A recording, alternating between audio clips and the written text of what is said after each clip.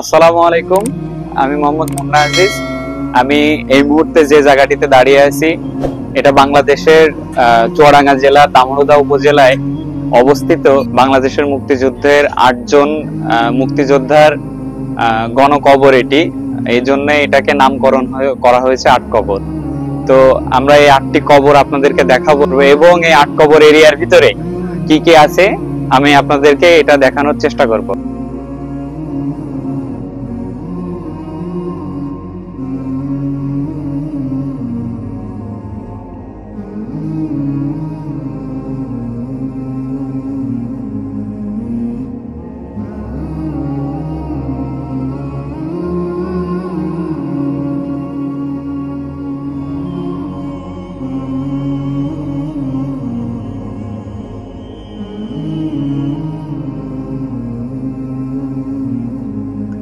So viewers, আপনারা দেখতে পাচ্ছেন এটা মুক্তিযোদ্ধা কমপ্লেক্স আর কি, মুক্তিযোদ্ধা স্মৃতিতে বিভিন্ন, এটা একটা সেমিনার অফিস।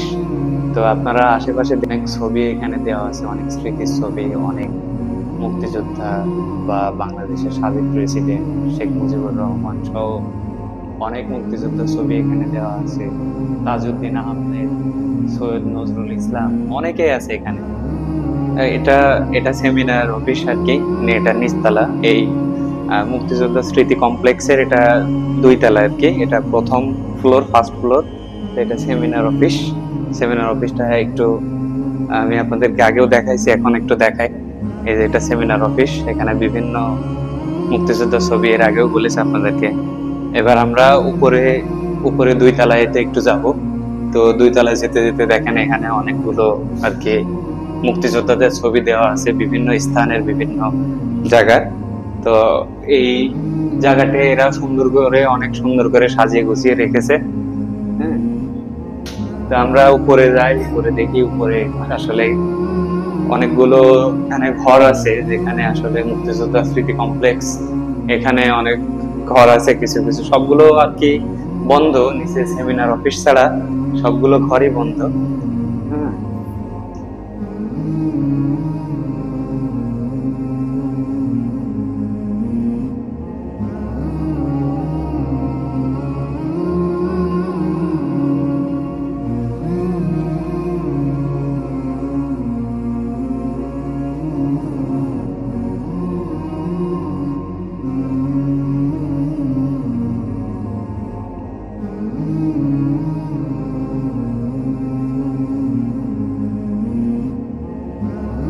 ভিউয়ার্স, এই যে আমরা যেখানটিতে দাঁড়িয়ে আছি এই যে সে 8 কবরের 8টি কবর আর কি। এখানে এই পাশে 4টা, ওই পাশে 4টা, আর আসলে মাঝখানে আরো 2টা অংশ আছে।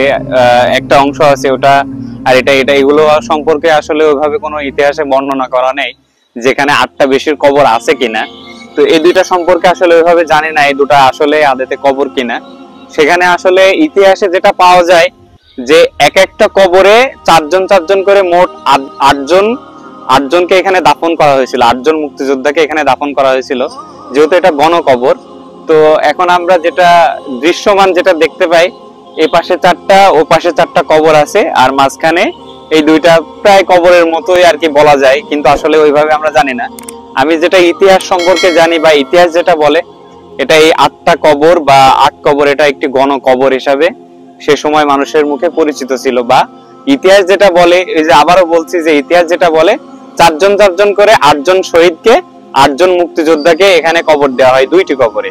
তো পরে এখানে হইতে পারে এখানকার স্থানীয় মানুষ সেটাকে কবর থেকে লাশ ওঠায় বা সেটা স্মৃতি হিসাবে 8টা কবর করেছে, এটা হতে পারে, আমার জানা নেই।